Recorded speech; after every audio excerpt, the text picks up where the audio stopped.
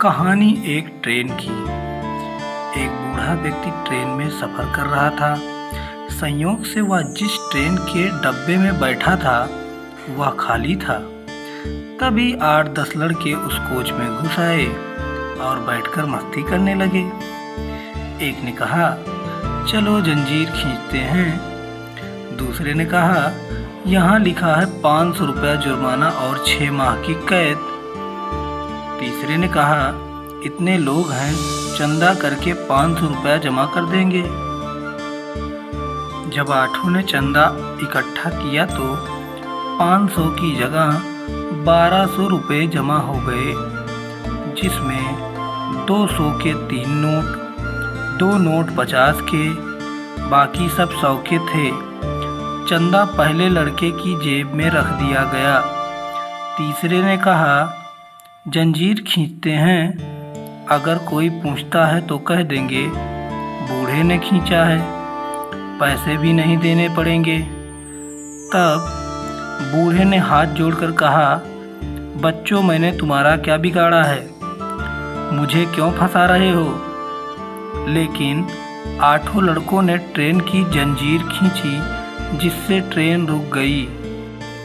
TT और सिपाही के एक साथ आने पर 8 लड़के ने एक स्वर में कहा, बूढ़े ने जंजीर खींची है। टीटी बूढ़े से बोला, शर्म नहीं आती इस उम्र में ऐसी हरकत करते हुए? बूढ़े ने हाथ जोड़कर कहा, साहब, मैंने जंजीर खींची है, लेकिन मेरी बहुत मजबूरी थी। टीटी ने पूछा, क्या मजबूरी थी?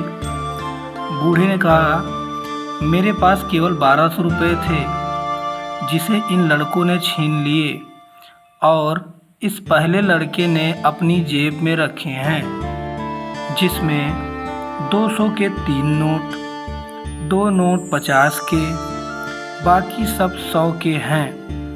अब टीटी ने सिपाही से कहा, इसकी तलाशी लो। जैसे बूढ़े ने कहा, नोट मिलाए गए, लड़के की जेब से 1200 रुपये बरामद हुए, जिनको वृद्ध को वापस कर दिया गया और लड़कों को अगले स्टेशन में पुलिस के हवाले कर दिया गया। पुलिस के साथ जाते समय लड़के ने वृद्ध की ओर घूर के देखा तो वृद्ध ने अपनी सफ़ेद दाढ़ी में हाथ फेरते हुए कहा, बेटा, ये बाल यूं ही सफ़ेद नहीं हुए हैं।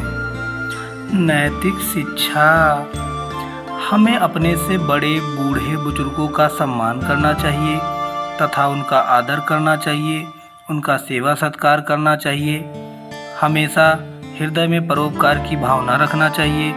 हमें ध्यान रखना चाहिए कि यदि कोई हमसे एक दिन भी बड़ा है तो उसके पास हमसे एक दिन अनुभव ज़्यादा होगा। यदि अवसर मिले तो उनसे कुछ न कुछ ज़रूर सीखना चाहिए। थैंक्स फॉर वॉचिंग कहानी 2.0।